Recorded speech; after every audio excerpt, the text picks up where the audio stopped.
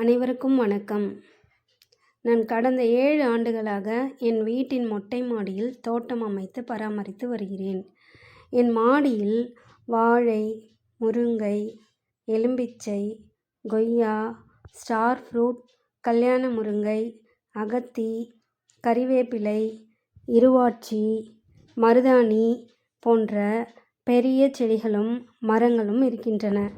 இதனால் நிறைய பேர் என்கிட்ட கேட்குற கேள்வி, மாடியில் இவ்வளோ பெரிய மரங்கள் வச்சா மாடிக்கு பாதிப்பு வராதா அப்படின்னு தான் என்னை எல்லாருமே கேள்வி கேட்குறாங்க. இதற்கான உண்மையான பதில் என்னென்னா, சரியான முறையில் வைத்தா மொட்டை மாடிக்கு எந்த பாதிப்பும் வராது. ஆனால் சில தவறுகள் இருந்தால் நிச்சயம் பிரச்சனை வர வாய்ப்பு இருக்குது.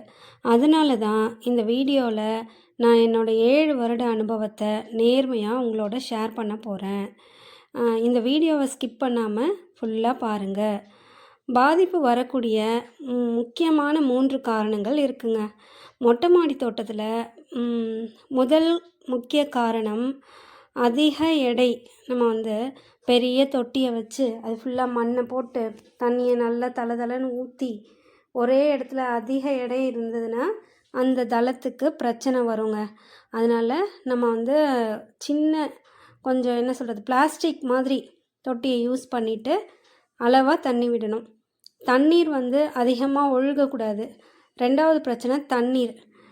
செடிகளுக்கு தண்ணி ஊற்றும்போது அது சரியாக வெளியே போகலைன்னா ஸ்லாபுக்குள்ளார சீப்பேஜ் ஆகிடும். இதுதான் மாடிக்கு வரக்கூடிய மிக முக்கியமான பாதிப்பு. வேர் வளர்ச்சி. 3வதாக நம்ம பார்க்குற பிரச்சனை வேர் வளர்ச்சி. சில மரங்களில் வேர் கிராக் இருந்தால் அதுக்குள்ளே நுழைய வாய்ப்பு உண்டு. அந்த மாதிரி நம்ம நாளடைவில் பார்க்காம விட்டுட்டோன்னா தளத்துக்குள்ளார வேர் ஊடுருவி தண்ணி கசிய ஆரம்பிச்சிடும். அதனால் இதையெல்லாம் பார்த்துட்டு நான் சில சேஃப்டி மெஷர்ஸ் ஃபாலோ பண்ணிகிட்ருக்கேன். நான் என்னென்ன ஃபாலோ பண்ணுறேன் அப்படின்றத இந்த பாதுகாப்பு முறைகளை நான் இப்போது சொல்கிறேன். எல்லா பெரிய செடிகளையும் பீம் அருகில் தான் வைக்கிறேன். சிமெண்ட் பாட் பயன்படுத்த மாட்டேன். பிளாஸ்டிக் ட்ரம் அல்லது க்ரோ பேக் தான் யூஸ் பண்ணுறேன். எல்லா தொட்டிக்கும் ட்ரைனேஜ் லேயர் இருக்குது. தொட்டிகளில் எப்பயுமே நான் அதை செக் பண்ணிகிட்டே இருப்பேன். ஒரே இடத்துல நிறைய பெரிய செடிகள் வைக்க மாட்டேன். அதை ஒரு கார்னருக்கும் ஒரு தள்ளி அங்கங்கே அதை வச்சுருவேன். அடிக்கடி ப்ரூனிங் பண்ணி நல்ல ஹை கண்ட்ரோல் செய்கிறேன். ஹைட்டு. இந்த சிம்பிள் விஷயங்களை நான் மிஸ் பண்ணாமல் பண்ணுறேன்.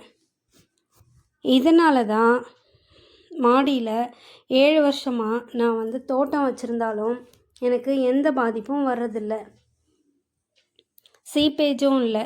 இதுக்கு காரணம் சரியான திட்டமிடலும் கவனமான பராமரிப்பும்.